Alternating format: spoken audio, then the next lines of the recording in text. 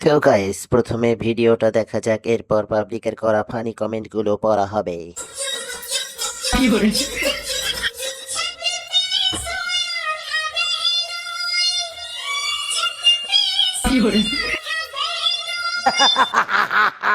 ওদি কত কষ্ট করে নাচছে, দাদা পয়সা দাও।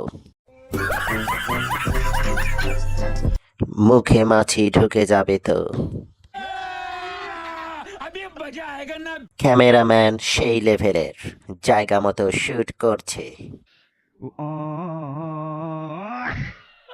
সত্যি এরকম বউ থাকলে বাইরে একদমই ডান্স দেখতে যাওয়া উচিত না, বাড়িতেই থাকা উচিত সবার।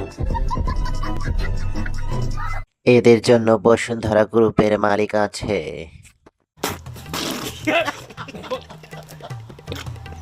ভুল করলাম বস।